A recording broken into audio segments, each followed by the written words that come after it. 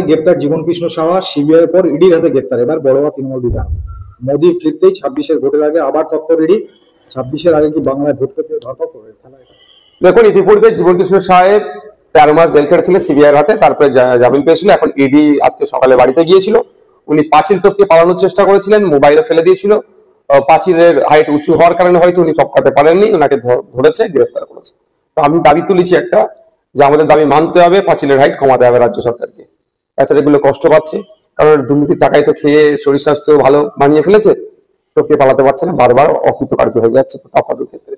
তো এখন ব্যাপারটা হচ্ছে, হঠাৎ এত তৎপর হয়ে উঠছে কেন ইডি বা কেন্দ্রীয় এজেন্সি? আমাদের একটা সন্দেহ হচ্ছে, নতুন করে বিজেমূলের বাইনারি তৈরি হচ্ছে না তো?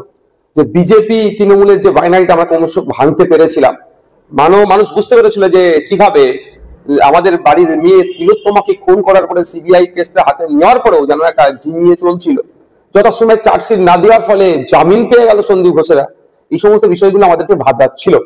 তো নতুন করে জীবন কৃষ্ণ সাহেবকে ধরাতে একদিকে যেমন পজিটিভ দিক, যারা দুর্নীতি করেছে দ্রুত ধরুক, সাথে সাথে আমাদের একটা, কারণ গোলপুরা গরু শিগুদুয়ে মেঘ দেখলে একটু আতঙ্কিত হয়। তো আবার নতুন করে বাইনারি তৈরির চেষ্টা হচ্ছে না তো?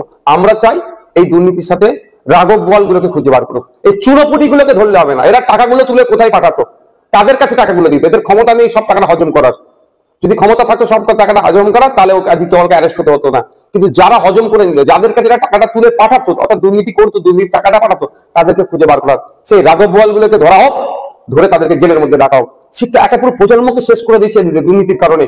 আজকে উচ্চশিক্ষায় শিক্ষিত হতে মানুষের অনীহা। আপনি খোঁজ নিয়ে দেখুন, ক্যালকাটা ইউনিভার্সিটির কথা যদি বলি, প্রায় 50% সিট এখনো খালি রয়ে গেছে, অর্থাৎ ভর্তি হয়নি। কেন? কারণটা কি?